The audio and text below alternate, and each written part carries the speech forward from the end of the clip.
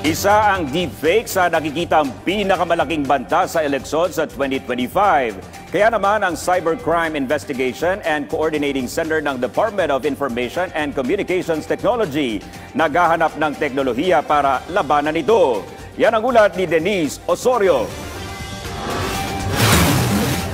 Nasa 10 milyong piso kada taon ang ginagamit ng ating gobyerno para sa mga partikular na teknolohiya upang matunton ang mga gumagamit ng Artificial Intelligence o AI sa mga nangyayaring kababalaghan sa internet tulad ng mga scam, pagpapalaganap ng disinformation at mga deepfake.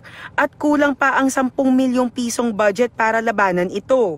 Pero ito raw muna ang pinagkakasya ng Cybercrime Investigation and Coordinating Center ng Department of Information and Communications Technology o CICC-DICT dahil sa kakulangan ng budget lalo na ngayong parating na ang eleksyon. Maybe we can ask DBM or Congress to increase our budget. Tandaan nyo ho, limited. Mababaho ang aming budget eh. Our issue is once na nag-acquire tayo ng technology, pinag-aaralan din natin kung kaya natin mag-produce. So we are at that stage. In the meantime, due to our limitations, yun muna. Patuloy ang pakikipag-usap ng CICC at ng Commission on Elections ukol sa mga regulasyon sa paggamit ng AI technology sa darating na eleksyon upang ma-monitor ang mga content na ina-upload sa internet. Nagagamit kasi ang AI sa paggawa ng kapani-paniwalang mga video gamit ang isang software kung saang pwedeng palitan ang muka ng isang tao sa isang video. Ang deepfake ho is a form of artificial intelligence. Tandaan nyo yan.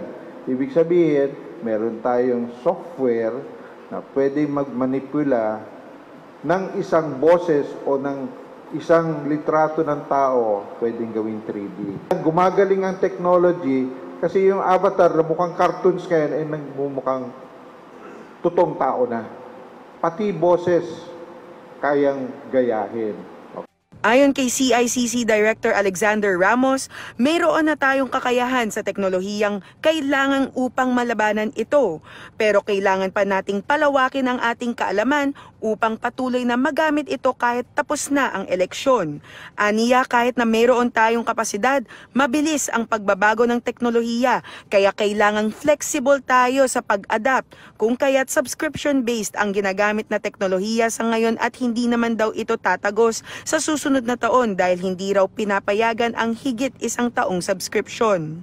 We have present technology, but as I've earlier mentioned, mabilis mag-evolve ang technology. No?